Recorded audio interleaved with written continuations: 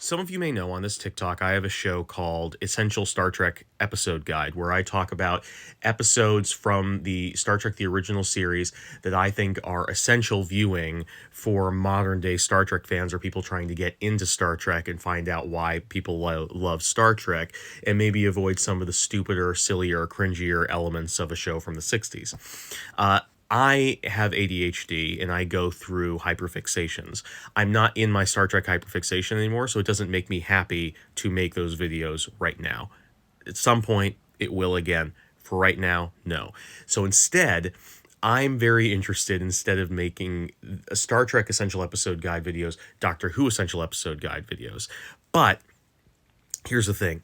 Doctor Who, for me, is not just a TV show. In my opinion, if you are looking for just like, I just am interested in like original Doctor Who stuff, like what the actual Doctor Who, in that case, you're only talking about a couple seasons of a show from the 60s that covers like the first and second Doctor eras of William Hartnell and Patrick Troughton, because after that, the original creator of the show, Sidney Newman, left the show. And if you're going by Star Trek rules about like what the original Doctor Who series is, that's it. Like Gene Roddenberry is the creator of Star Trek. George Lucas is the creator of Star Trek. If you're looking for like what's canon, and you, like me, don't consider what a corporation tells you is canon as being any kind of mark of canonicity, then the only thing that's canon about Doctor Who are those first two Doctors. Instead, the rest of Doctor Who has been a series of people who either like Doctor Who or just were doing a job, taking the ideas of Doctor Who and running with them and trying to come up with their best ideas about what to do with them. And therefore, as far as I'm concerned, everything about Doctor Who is just as valid as anything else. As long as I like it, I consider it canon. So and I think that is true for you. If you like Doctor Who, if you like any part of Doctor Who, that part of Doctor Who is canon. And if you don't like another part of it, it's not canon. Even if I like it, it's not canon for you. If you like 13, that's canon. I don't like 13, so right now 13's not canon. Maybe I'll change my mind, and maybe she will be canon one day. I don't know. I don't like the fact that the War Doctor exists, but I love John Hurt, so the War Doctor is canon. It's all crazy. So my Essential Doctor Who Episode Guide isn't just episodes of the classic show. It isn't just episodes of the new show. It isn't just episodes in general. It's everything. Audio dramas, novels, comics. Get ready. This is about to get nuts. I'm wearing a Frog Brothers shirt from the Lost Boys that my wife got me because she's incredible. I'm doing laundry because it's a good thing to do. It's a chore. You gotta do laundry. And while I'm doing that, I'm gonna talk about Doctor Who because I'm on Adderall and I'm crazy today. First entry in the Essential Doctor Who Story Guide, because I think we have to call them stories since I'm not just doing episodes. I'm doing audio dramas, I'm doing novels, I'm doing comics. I'm crazy. I'm on Adderall. But the very first story that we have to talk about is obviously the very first story, An Unearthly Child. Now, for those of you who don't know, original Doctor Who, classic Doctor Who, OG Doctor Who Classic, was a little bit different from modern day Doctor Who. It was a format of show that was very popular at the time, and I think is still somewhat done in England, but not as much anymore, which was a serialized plays. The idea was that every episode would end on some sort of cliffhanger, and you'd have to come back the next week to find out how the story continued. So classic Doctor Who is separated into stories, and each one of those stories goes for several parts. An Unearthly Child, in its entirety, is actually a 4-part story. But if you actually break down the way that the arc of the story goes, it's actually a 1-part story followed by a 3-part story that is all lumped under the title An Unearthly Child, with each individual episode within that major story arc getting a different title, because in the first couple seasons, every episode had a different title until they simplified it in later seasons, in which they would just call it, like, The Dominators, Part 1, 2, and 3, Genesis of the Daleks, Parts 1, 2, 3, and 4, and, that sort of thing. And in this instance, An Unearthly Child is both the name of the whole story, which is actually 2 stories, and it's also the name of the first episode. And when I'm talking about it, I'm talking about the very first episode of Doctor Who and not the 3 parts that come after it. Here's why. The first episode of Doctor Who, An Unearthly Child, is this incredible, mysterious, scary, tense intro to the Doctor as a character that introduces him in as quirky and fun like the Doctor you know, but also kind of scary and intimidating and creepy. And I am talking about the aired version of the episode. There is an unaired version of the pilot that exists out there, and it's not as good as the version that actually went to air. But the version that went to air is so good, and then it's followed up by a 3-part story involving cavemen, which is not only bad, but like kind of offensive. There's still some good character bits in the episode, but more overall, it's really bad. But that first episode, fucking incredible. Absolutely check it out. Hold up. We can't go in order, like the sequence of cause and effect. Doctor Who isn't like that. It's wibbly-wobbly, timely-wimely, motherfucker. And so we're gonna go all over the fucking place with this because I'm on Adderall, but that clearly didn't fix what ails me. Maybe I've been misdiagnosed. I don't know. Seems pretty ADHD to me. Let's continue. Anyway, so, An Unearthly Child is the first episode of the TV show, but it's not the first episode in Doctor Who continuity. It's not the first story in Doctor Who continuity, because this is the Doctor Who story guide, motherly fuckerly. This is not the Doctor Who episode guide. You have to go to another TikTok channel for that. How lame of you. Anyway, I have to fill up my washer machine with water manually because I live in a fucking society. Anyway, so Doctor Who, An Unearthly Child, is a story about how Ian and Barbara, 2 of my favorite companions in the entire franchise, meet the Doctor. And that's great. And it's a great way for audiences who are unfamiliar with the Doctor to meet the character, because he's an alien, right? I mean, maybe you didn't know that. Maybe you're watching this because you don't know what Doctor Who is. And if that's the case, the Doctor is an alien. He's a time traveler from another planet. And you should definitely watch An Unearthly Child. But if he's an alien from another planet, right, Ticket? My cat's over there. He's freaked out because I'm using a lot of water right now. If he's an alien from another planet, like, why are we starting with these dumb humans? Because you're a dumb human and you need to meet the Doctor. But if you've already met the Doctor and you want to actually find out how his story really began, kind of, sort of, not really, then you need to check out Doctor Who The Beginning. Is an audio drama produced by Big Finish that shows the story of the moment when the Doctor and his granddaughter Susan, for modern Who fans who don't know, yes, the Doctor is a granddaughter, jumped in their TARDIS, their time and relative dimensions in space machine, and took off for the stars with barely anything more than a hope and a dream, and maybe not even that. And it literally tells the first story of the Doctor traveling off into the stars, Susan and his first encounter with humanity, their first encounter with hostile alien life, and it is honestly one of my favorite Doctor Who stories ever.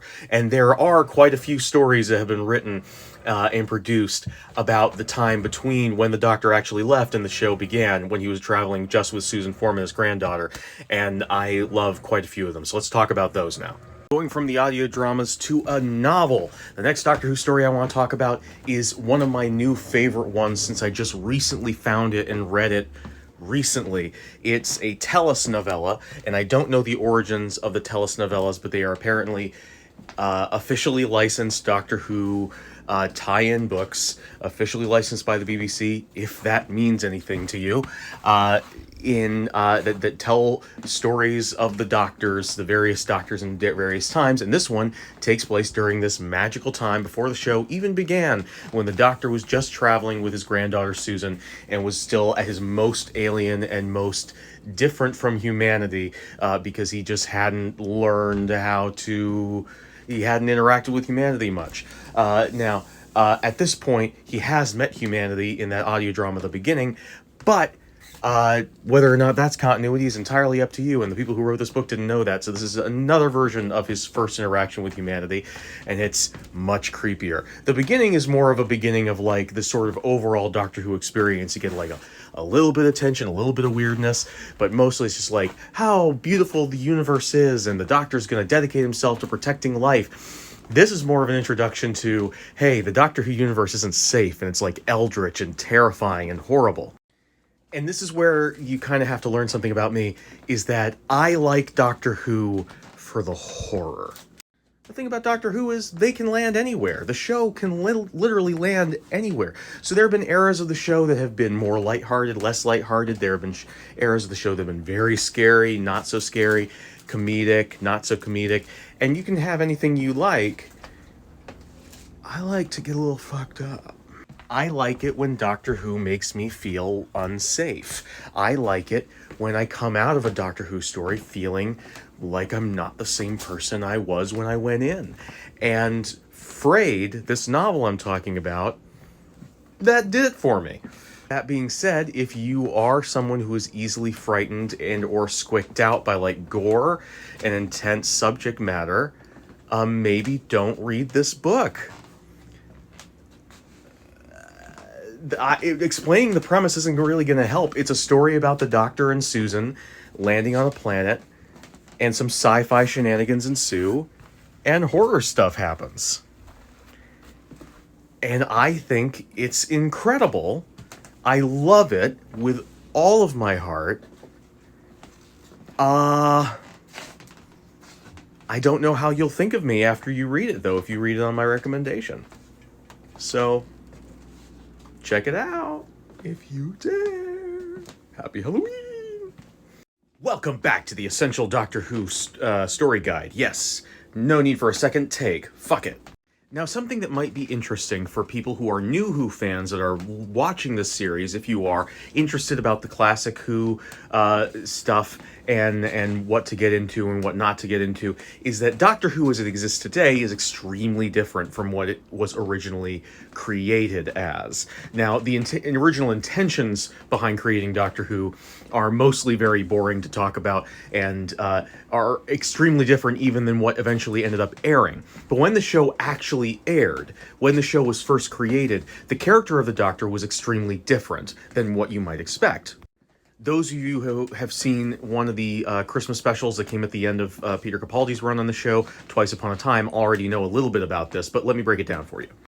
The first Doctor, as he appeared in the show when the show first premiered, was not the swashbuckling, suave, dapper, irreverent hero that we have in the modern-day incarnation of the show. He was a weird, creepy, angry little chaos gremlin who would just fuck shit up for everyone all the time. He was as much a hero in the show as he was an antagonist, and I love him so much. I bring this up specifically because our next story does not understand this, and because of that, it isn't the best story that I've talked about or will talk about on this list, but I still love it. A Big Hand for the Doctor is a First Doctor story that is definitely written like a modern Doctor Who story. You get these weird bits of the First Doctor, like, full-on running to save Susan from the intergalactic pirates that they're fighting and stuff like that. And it just feels very much like a writer was assigned to write a First Doctor story and really wanted to write a 10th Doctor story, if you know what I mean. But that doesn't matter because it's a short story written by Eoin Colfer. I don't know how to say his name correctly, but he's this guy. He's this dude. And his writing style has a direct line to my heart. I didn't grow up with Artemis Fowl. I only discovered Artemis Fowl recently, but I have fallen in love with the world of those books and his writing style so much that reading the story was an absolute joy for me, and I can't not recommend it. It's a great little short story, very goofy, very silly, does not feel like the First Doctor or Classic Who at all, but I genuinely recommend it, especially if you, like me, are absolutely obsessed with the Artemis Fowl books. And you also get to hear the Doctor go, "Darvit!" So that's great. Welcome back to the Doctor Who Essential Story Guide, and we're talking about Doctor Who, The Alchemists. This is a historical episode. Now, what do I mean by historical? Historical episodes in Doctor Who are just stories where the Doctor and his companions travel into Earth's past. When the show was originally pitched to the BBC, the idea was that the show would have some sort of educational element for children.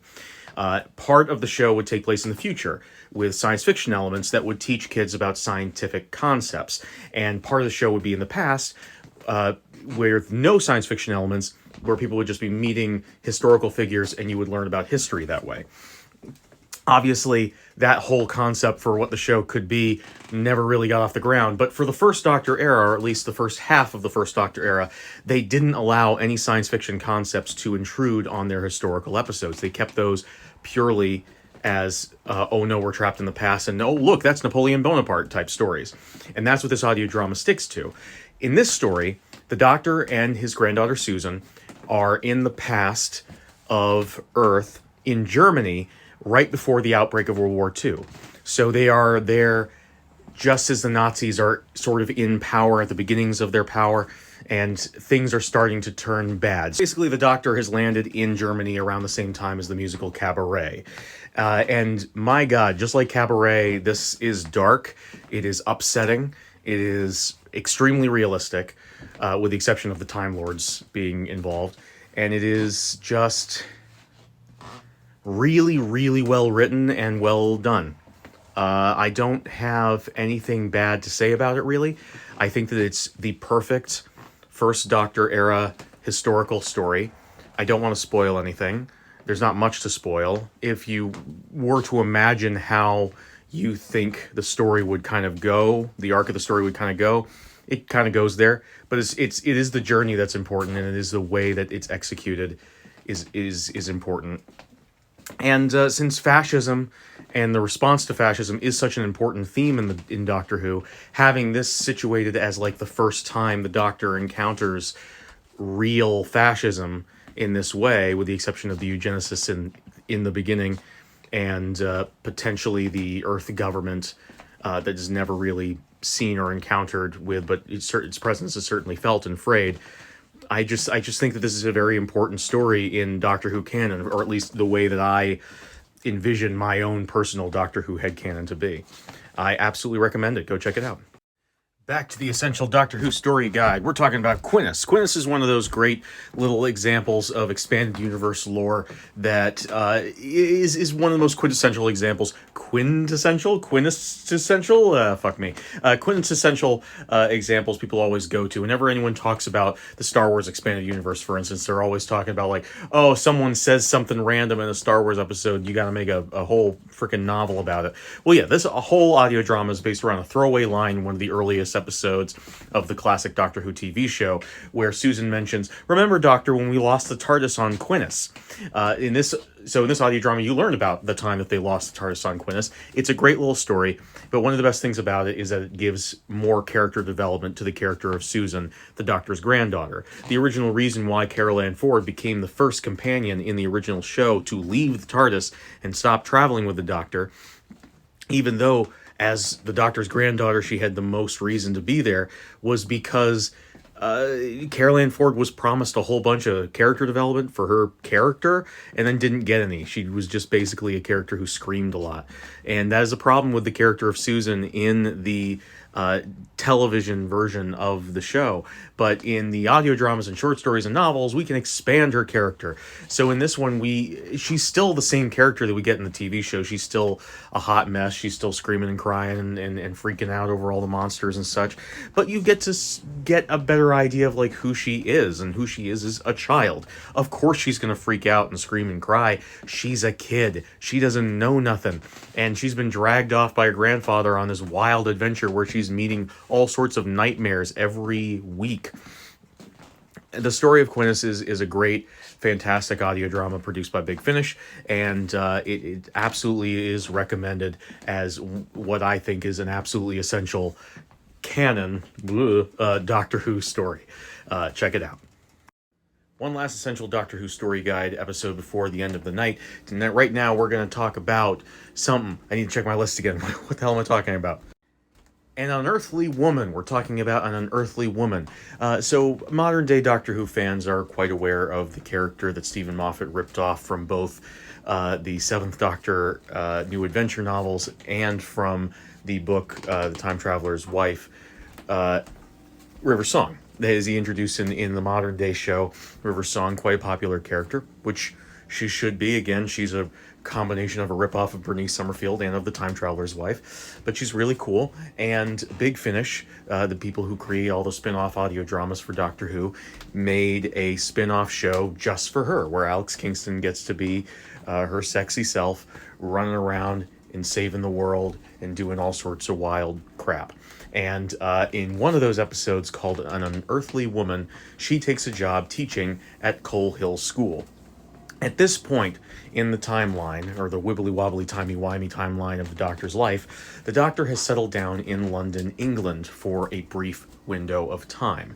Right shortly after the Quinnis story that I talked about earlier, he decided that Susan needed some stability in her life for a little bit and decided to settle down and allow her to live a semi-normal life in this human town, while he also took care of some shenanigans that he has to do, dealing with a mysterious box that he's been carrying with them this whole time since they left Gallifrey. More on that way down the line. But while they're there, Susan starts attending the local school, Coal Hill School, which, if you guys have been watching these or reading these or listening to these along as I've been saying them, you'll recognize Coal Hill School from showing up back when I talked about An Unearthly Child. An Unearthly Child, the first episode of the TV show, is the school that Susan is attending when the show begins.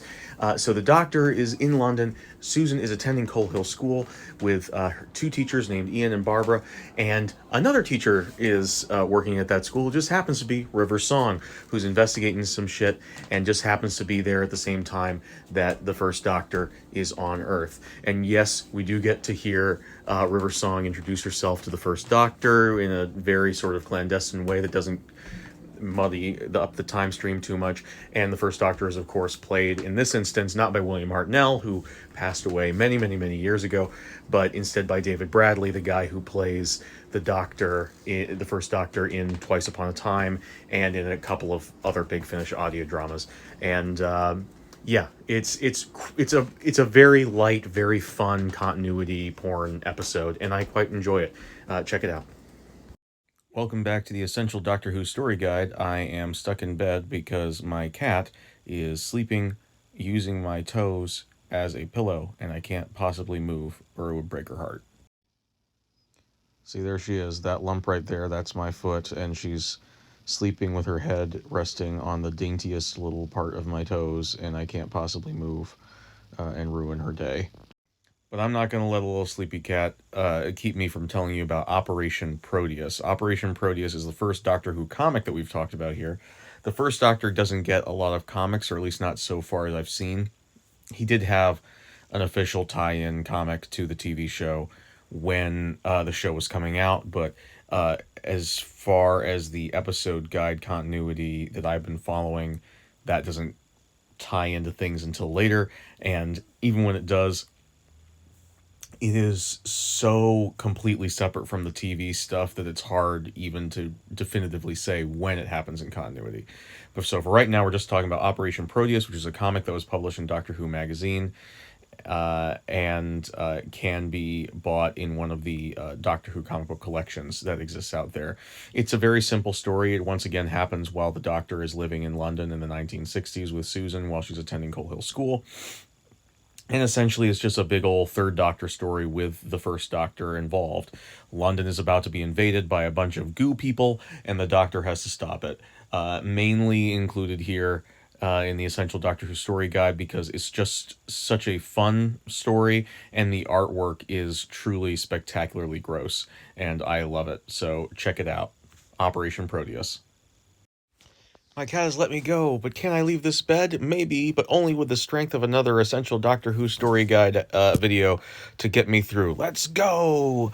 Destiny of the Doctor is a miniseries that the Big Finish produced for the Doctor Who 50th anniversary a couple years back. And the idea was that they would tell a story of each of the Doctors with some sort of connection to a eventual conclusion story about the 11th Doctor, with the 11th Doctor just sort of sending little messages and little hints to his past incarnations to help them out of certain jams. I have not finished the miniseries ever. I've only listened to little individual segments of it. But today's episode Today's story, Hunters of Earth, is the very first segment, the first Doctor story. Once again, it takes place in 1963 with Susan Foreman living in London with the Doctor in the Totter's Lane junkyard in the TARDIS, which has taken the form of a police box. And Susan is attending Coal Hill School. And this is a more specific story about Susan Foreman herself and her school time there, and some sci-fi shenanigans that break out in the middle of 1963 London while the Doctor and Susan are there. It helps to establish a little bit more why Susan and the Doctor, aside from the logical reasons why, are so reticent to trust Ian and Barbara when they come into their lives very soon in An Unearthly Child. But it also is just good because the sci-fi stuff is there, but it's only there to highlight the natural paranoia and bigotry of humanity that exists in the world and also in the universe of this story. It's extremely good. One of my favorite First Doctor audio adventures, produced by Big Finish, and I absolutely 100% recommend it. Check it out.